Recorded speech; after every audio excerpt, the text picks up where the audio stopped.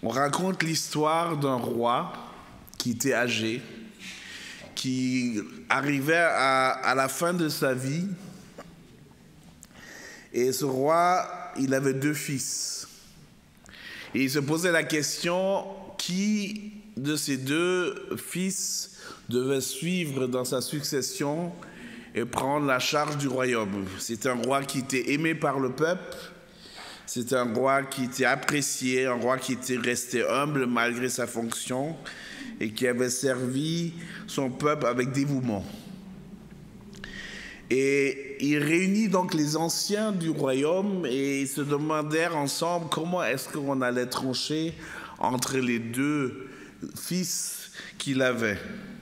Et ils se réunirent et ils décidèrent ensemble de leur lancer un défi. Alors, ils réunirent les 2 fils et tous les anciens du pays dans la grande salle du château et ils leur demandèrent la chose suivante. Voilà, je vais vous donner à vous 2 5 pièces d'argent et vous allez jusqu'à la fin de la journée remplir cette grande salle du château avec ce que vous souhaitez. C'est à vous de voir qu'est-ce que vous pensez pour bien remplir cette salle. Et ainsi, les 2 fils s'en allèrent à relever le défi. Alors, le premier passa à travers les champs et il voyait que les ouvriers étaient en train de de faire le foin sous les champs et de les rentrer dans les granges. Le foin s'étalait sur les prés et il se disait, ben voilà, une bonne occasion de remplir la salle du château de mon père avec ce foin.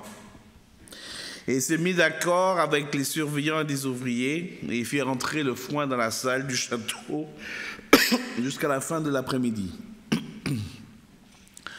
Alors, lorsque cette salle était remplie de foin, il alla voir son père et dit, ben voilà, j'ai accompli son défi, tu n'as plus besoin d'attendre mon frère cadet, tu peux me faire de moi ton successeur.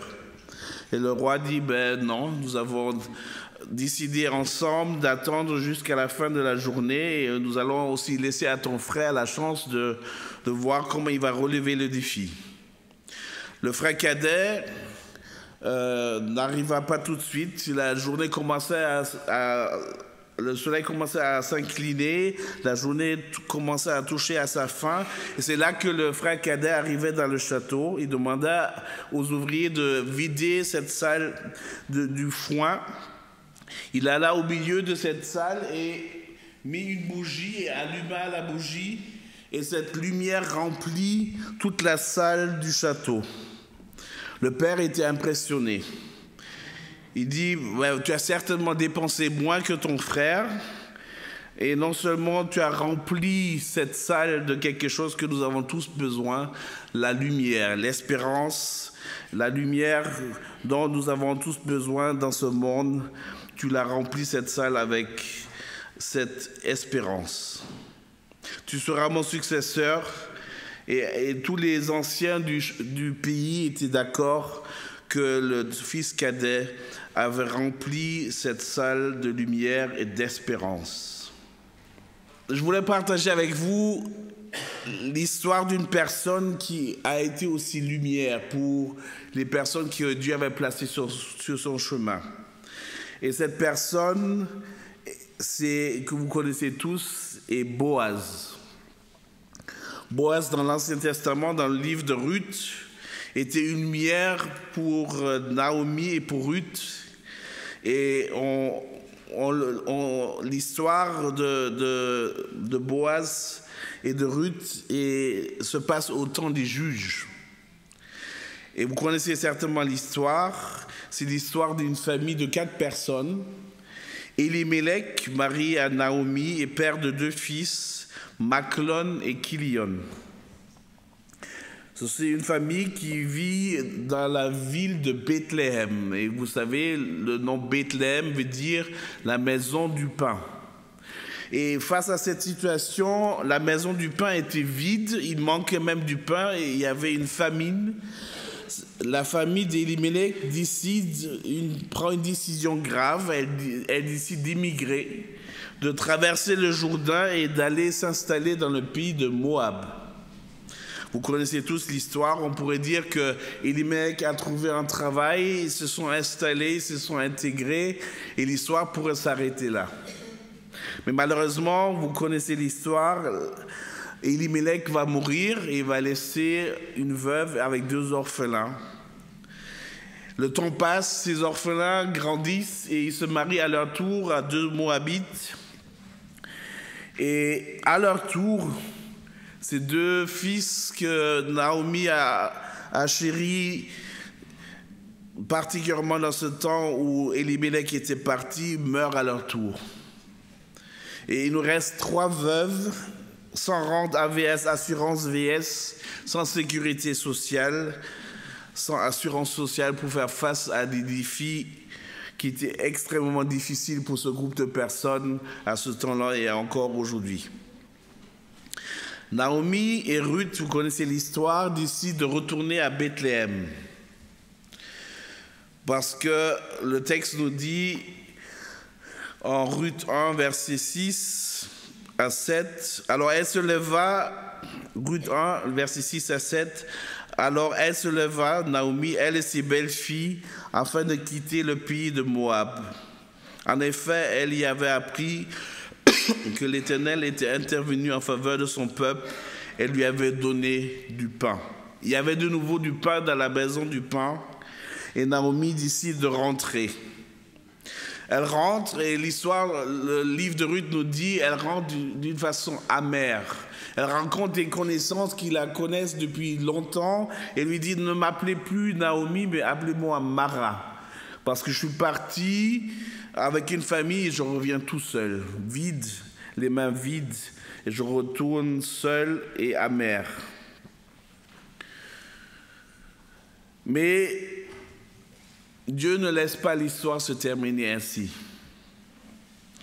Ruth, qui est courageuse, va au temps de la récolte de l'orge, où ils rentrent, les 2, Naomi et Ruth, ils rentrent à l'époque de la récolte de l'orge et elle commence à ramasser des gerbes dans le champ de Boaz, un homme juste qui offre sa protection à Ruth et il veille à ce que la situation des pauvres dans ces champs ne soit pas abusée et que les femmes soient protégées.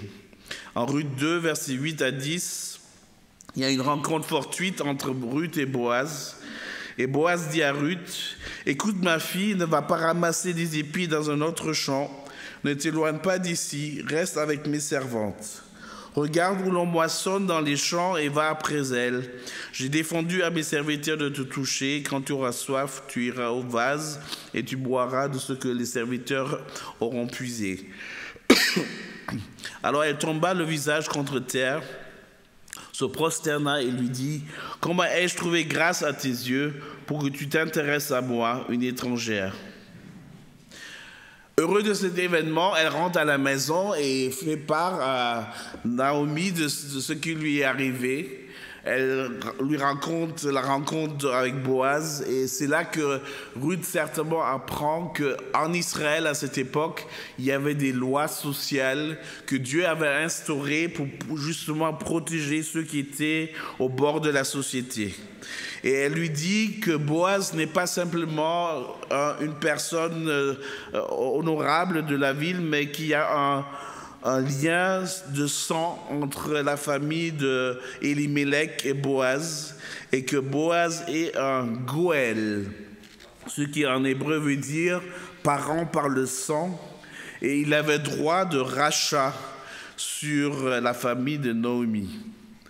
Et dans les textes qu'on va peut-être partager ensemble, je vous invite à ouvrir ensemble, on va regarder certaines de ces lois sociales que Dieu avait instaurées justement pour protéger les faibles de la société. Le premier texte que je vous invite à ouvrir ensemble, c'est en Lévitique 25, et c'est le verset 25,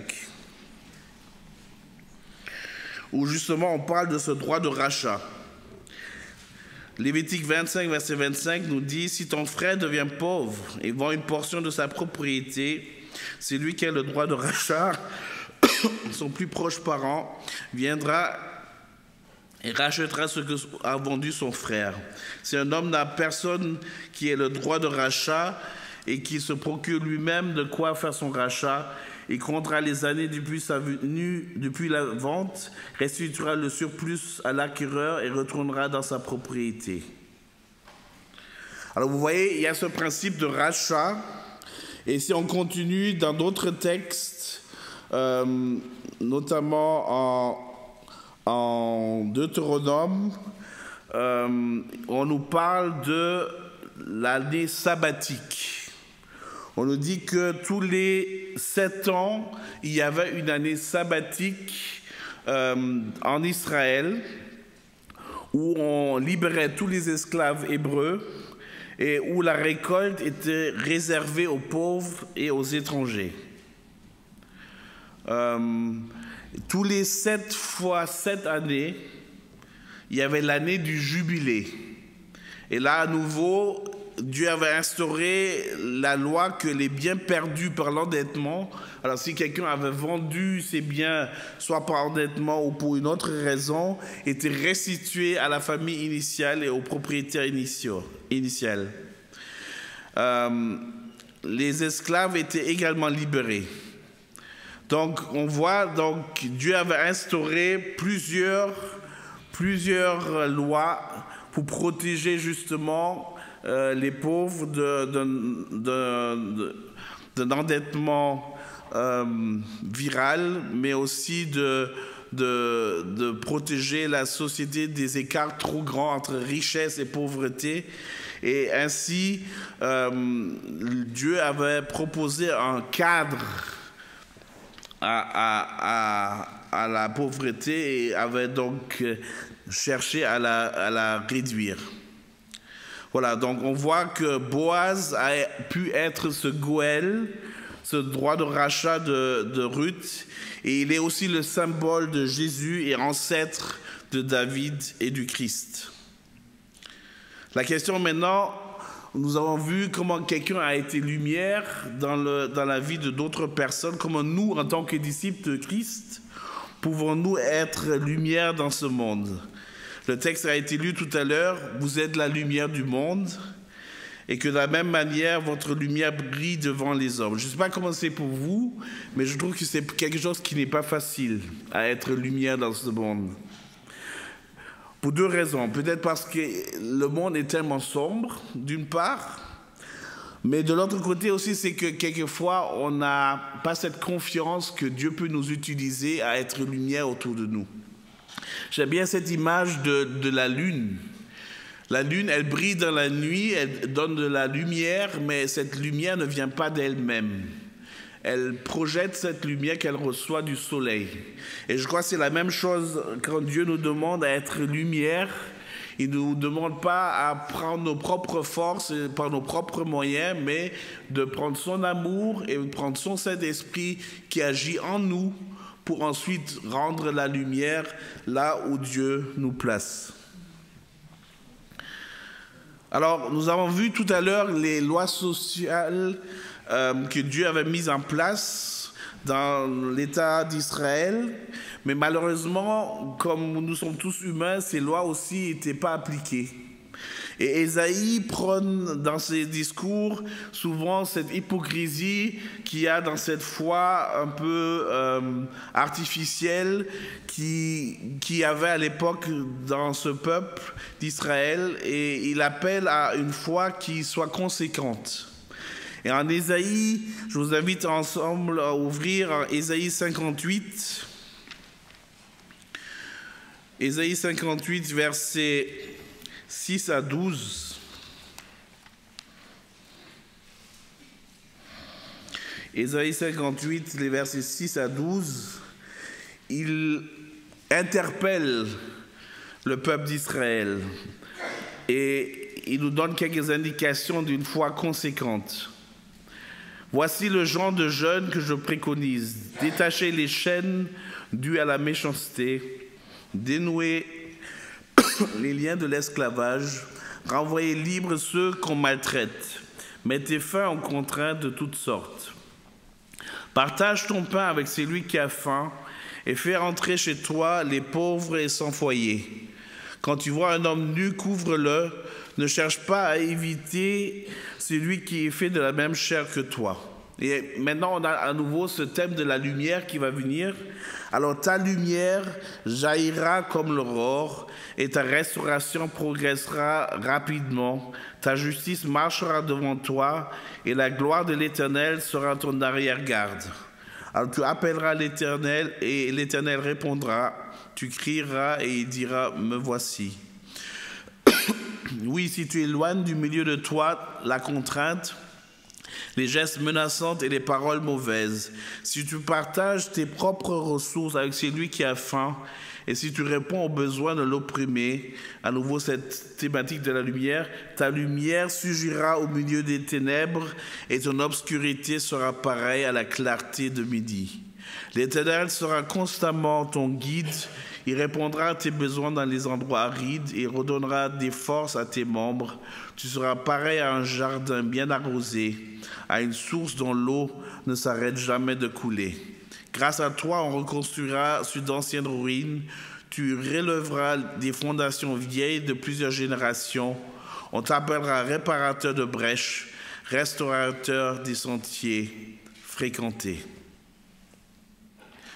Une foi qui, en même temps, se partage avec une responsabilité sociale que Ésaïe est en train de défendre et de souligner. Et Sir White, dans Église, Témoignage pour l'Église, volume 2, nous dit la chose suivante.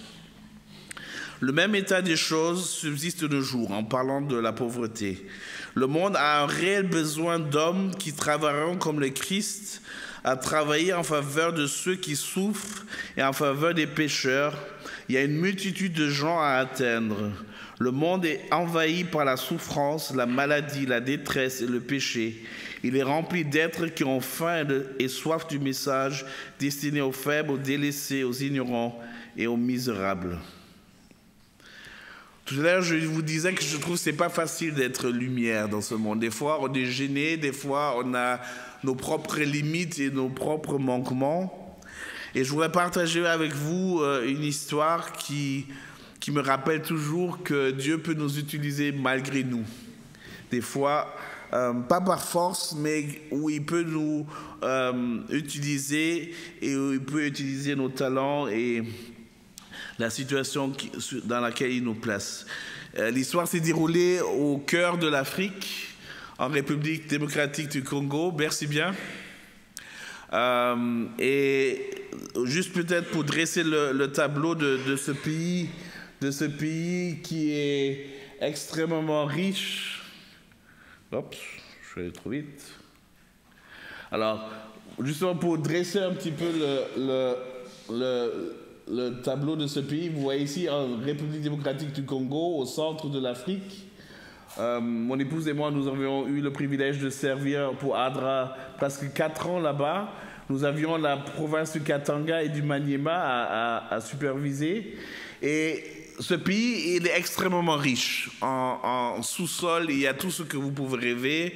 Il y a du coltan, il y a du cuivre, il y a de l'or, des diamants. Il y a vraiment tout ce qu'on peut rêver. Et ce pays pourrait être actuellement un des plus riches du monde. Malheureusement, il y a beaucoup de défis à relever, notamment la corruption. Mais entre autres, peut-être pour vous dresser l'histoire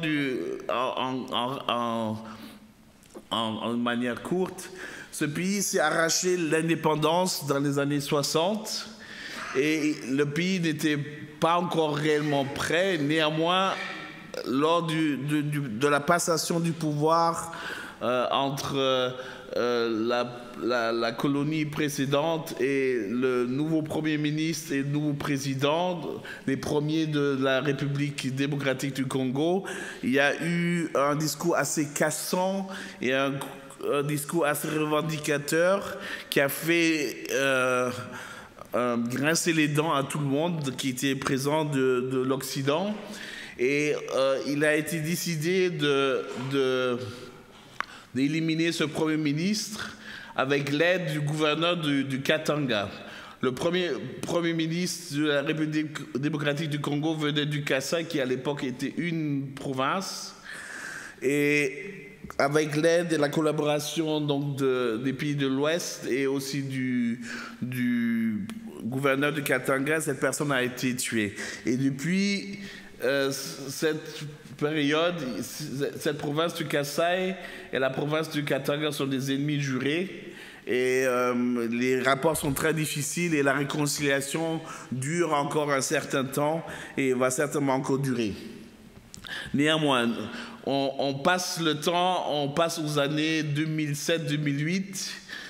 Il y a un nouveau gouverneur dans la province du Katanga qui n'a aucun rapport avec le premier gouverneur du Katanga de l'époque.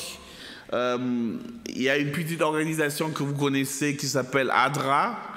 Et un gouverneur connaît l'église adventiste à travers un hôpital d'un couple missionnaire, d'une famille missionnaire, pour ceux qui connaissent la famille Delgado, qui font un excellent travail là-bas. Et ils ont donc organisé une clinique adventiste qui procure des soins de qualité à beaucoup de personnes, et notamment aussi des hauts placés, notamment présidents et autres du pays. Et le gouverneur se faisait aussi soigner dans cette clinique-là adventiste. Et peut-être il s'est dit, si les adventistes font un si bon travail dans le médical, peut-être ils le font aussi dans le développement. Et il a donc choisi ADRA pour faire un projet que personne ne voulait prendre, parce que c'est un projet qui devait réhabiliter une route entre le Katanga et le Kasaï et construire un pont pour désenclaver un peu la région du Kasaï et relancer l'économie entre les deux régions. C'était tellement délicat entre ces deux provinces ennemies que personne ne voulait vraiment prendre ce projet. Il a choisi ADRA. Nous avons reçu un courrier, vous avez l'honneur d'avoir été choisi pour mettre en œuvre ce projet. Nous attendons votre réponse dans les plus brefs délais. Alors nous, bien sûr, réhabilitation de routes, construction de ponts, on n'avait aucune expertise. On avait plutôt une expertise dans l'éducation et dans la sécurité alimentaire.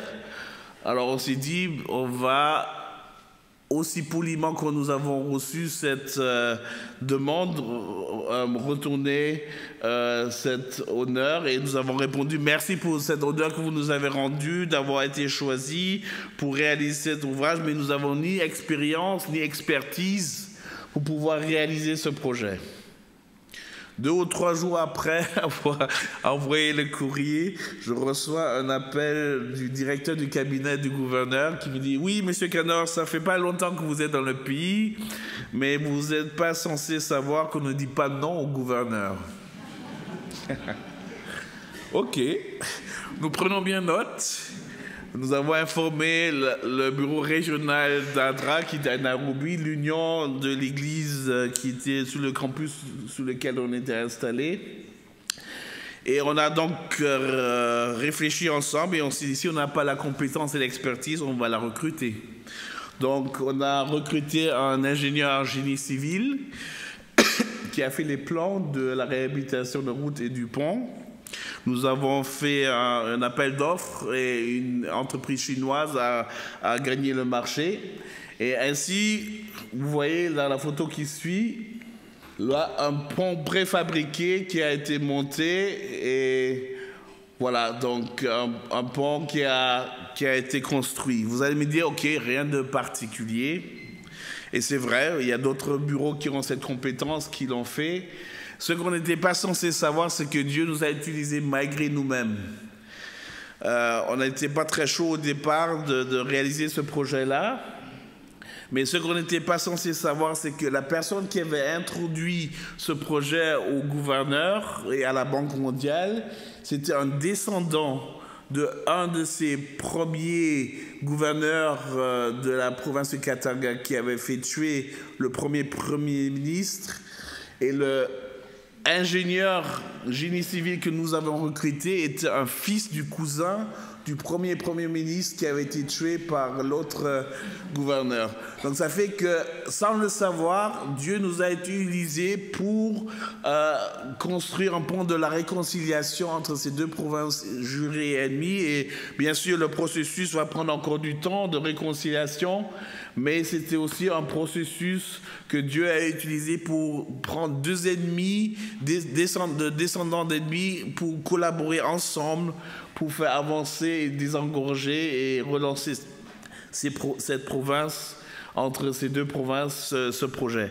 Donc chaque fois que je pense à cette histoire, je me dis Dieu peut nous utiliser malgré nous, même si nous avons l'impression qu'on n'a pas grand-chose à partager. Dieu peut nous utiliser à être une lumière là où il nous place. Et je voudrais finir avec la citation de Sœur White, où elle parle donc que Dieu prend soin des pauvres. Elle dit en Patriarches et Prophètes, page 523, elle dit la chose suivante. Quelle serait différente la condition actuelle du monde au point de vue moral, spirituel et temporel si cette loi de Dieu concernant les pauvres était mise en pratique? Au lieu de l'égoïsme et de la suffisance, on verrait un tel déploiement de sollicitude et de bienveillance à l'égard du prochain que le paupérisme ou la pauvreté, si fréquent en bien des pays, n'existera plus. Que Dieu nous aide, à l'exemple de Boaz, à l'exemple de Jésus, qui a été la lumière par excellence, d'être des lumières de réconciliation, des ambassadeurs d'amour et d'espérance, et que nous puissions aussi faire valoir notre responsabilité sociale. C'est mon souhait pour chacun d'entre nous ce matin. Amen.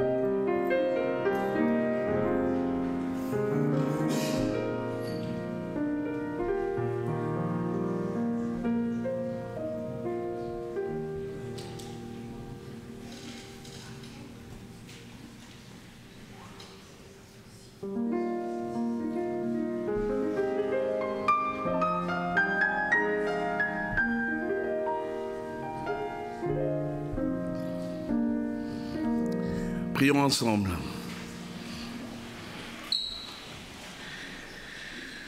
Oui, Seigneur, nous te remercions pour ce privilège de savoir que tu veux être la lumière dans nos vies et que tu veux que nous soyons lumière à notre tour, là où tu nous places. Seigneur, tu as dit en Philippiens que le vouloir et le bon faire, tu le places dans notre cœur et tu nous permets de réaliser ton plan pour chacun d'entre nous. Et Seigneur, tu as commencé l'œuvre en chacun de nous et tu achèveras ceci jusqu'au retour du Christ. Et avec cette espérance, Seigneur, nous te remercions que tu nous utilises malgré nous à être lumière d'espérance et d'amour ici à Genève. Merci pour chacun d'entre nous ici où que tu places, là où ici dans cette ville de Genève. Merci pour cette église qui est lumière, non seulement dans le samedi, mais aussi le dimanche, lorsqu'il distribue la nourriture, mais aussi avec bien d'autres actions, Seigneur. Merci pour cette lumière qui brille dans cette ville et que des personnes puissent trouver ton amour, ton espérance. Garde-nous en toi, conduis-nous dans cette semaine, soutiens-nous. Nous t'en remercions au nom de Jésus. Amen.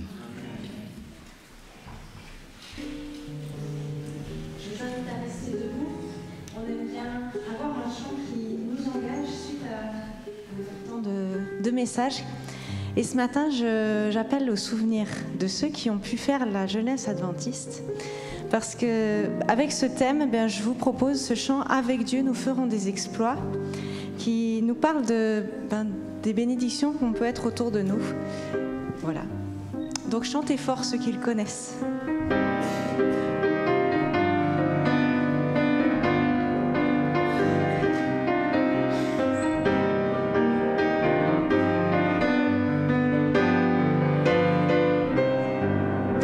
Avec Dieu, nous ferons des exploits, car c'est lui qui sur toutes les routes nous envoie témoigner son amour pour ses enfants. Allons parcourir avec joie les chemins de la terre et chantons l'espérance et la foi à ceux qui pleurent sans lumière.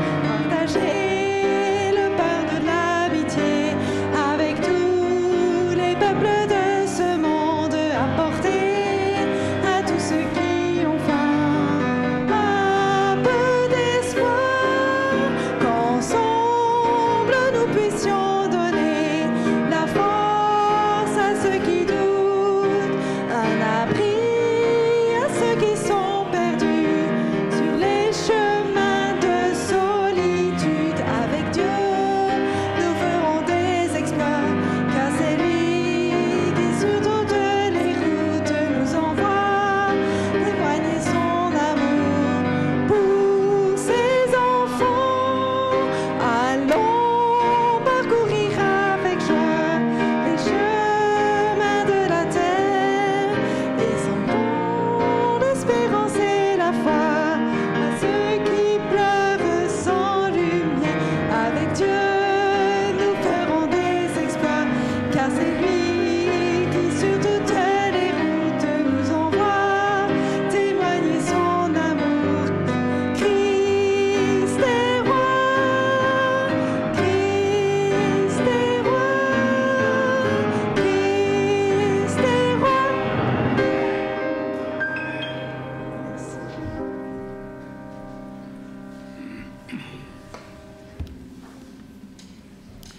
Après cette prédication que j'ai écoutée avec attention par Michel André, je voudrais vous proposer cet objectif et cette bénédiction pour cette nouvelle semaine.